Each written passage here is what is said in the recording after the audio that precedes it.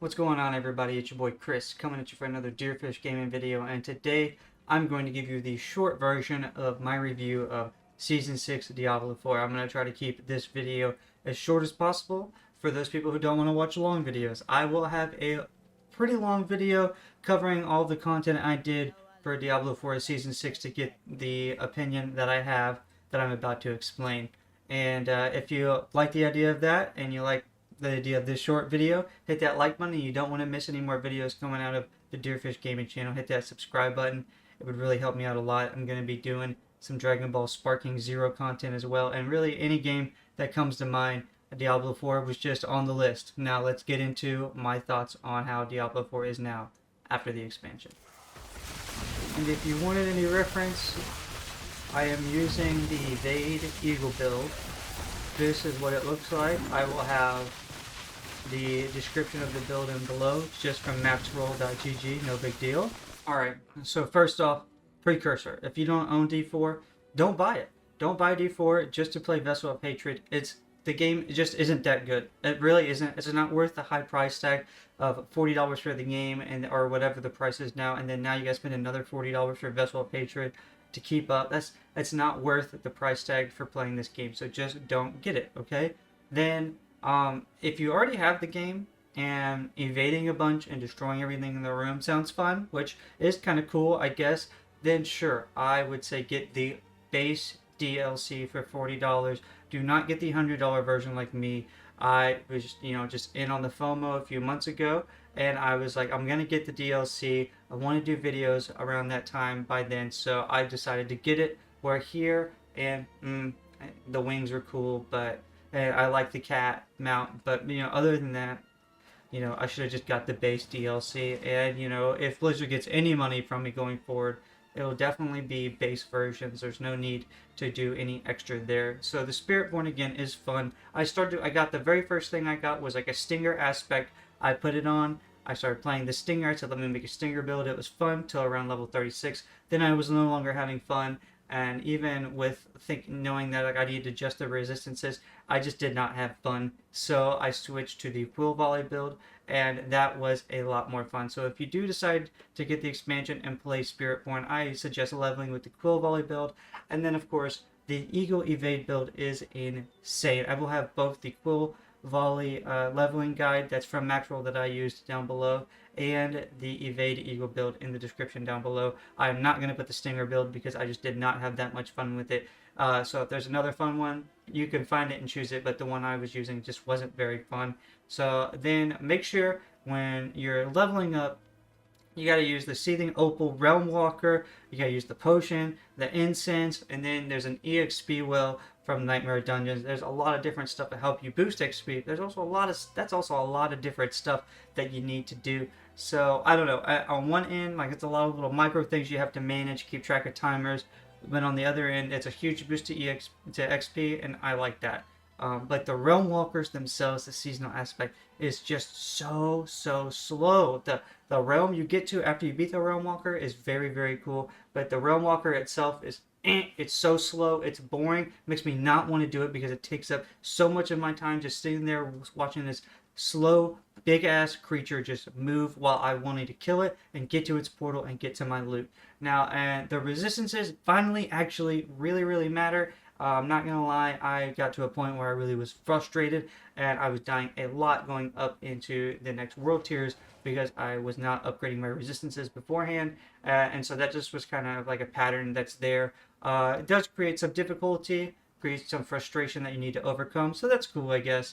But yeah, so they actually matter. The Party Finder is very good. It works very well. I used it for Dark Citadel, for the Undercity, and I think I may have did it one time for the Pit, but very good. So no issues with finding parties to do like boss raids or anything like that. So the campaign is so mid, it's not even funny. If for a it is so, like, it's so mid, it's bad. For the price point you want people to spend on this, it's a bad campaign. Okay, the cinematics are okay. There's a few good cinematics, but the fact you leave it on the cliffhanger, expecting people to buy another DLC, another probably bad to mid DLC, is crazy, and you probably will not be getting my money. And I don't suggest you spend your money on another DLC either, if this game is even working by then. Okay, so now the rune rewards are so underwhelming, it's not even worth talking about. I mean, really, they're just so bad. I mean, the drop rate is bad.